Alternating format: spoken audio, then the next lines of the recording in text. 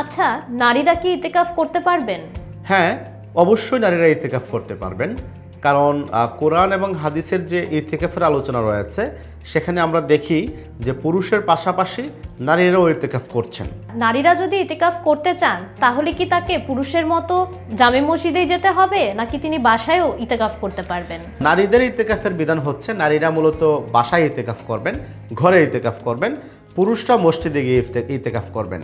তো নারীদের বাসায় যে জায়গাটায় তিনি নামাজ পড়েন অথবা যে রুমটা একটু নিরিবিলি, যেখানে অন্য কারো আনাগোনা নেই, এরকম কোনো একটি জায়গা তিনি বেছে নেবেন, যে জায়গাটায় তিনি সারাদিন ইবাদত বন্দিগি করবেন, নামাজ রোজা পড়বেন এবং আল্লাহর ধ্যানমগ্নে থাকবেন। তার মানে হচ্ছে নারীরা ঘরে ইতিকাফ করবেন। আচ্ছা, আমি যদি ইতিকাফে বসি তাহলে আমি কি আমার দৈনন্দিন কাজকর্ম করতে পারবো? ইতিকাফের ক্ষেত্রে বলা হয়েছে তিনি মূলত তার স্বাভাবিক যে কাজকর্ম আছে, দৈনন্দিন যে কাজগুলো আছেন, সেখান থেকে ফারেক হয়ে অবসর হয়ে তিনি আল্লাহর ধ্যানমগ্নে বসবেন। অর্থাৎ ইতিকাফে বসলে এই কাজগুলো তিনি করবেন না, তিনি তার সময়টাকে আল্লাহর জন্যই ব্যয় করবেন এবং আল্লাহর ধ্যানমগ্নেই থাকবেন।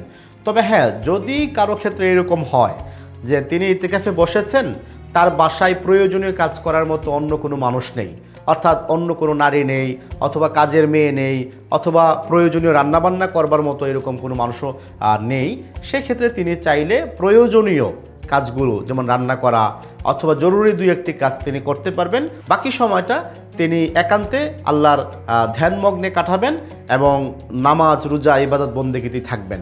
তিনি যদি ওই কাজ করতে গিয়ে একটু রেস্ট নিতে চান, একটু ঘুমোতে চান কিংবা একটু গল্প করতে চান, এইগুলো কিন্তু করা যাবে না। হ্যাঁ, তিনি ঘুমাবেন, কিন্তু তিনি যে ইতিকাফের জন্য জায়গাটা নির্ধারণ করলেন ওই জায়গায় এসেই ঘুমাবেন। তার বেডরুমে যাওয়া, বাচ্চাদের সঙ্গে খেলাধুলা করা কিংবা অন্যান্য কাজে মগ্ন হয়ে যাওয়া, এগুলো করা ঠিক হবে না।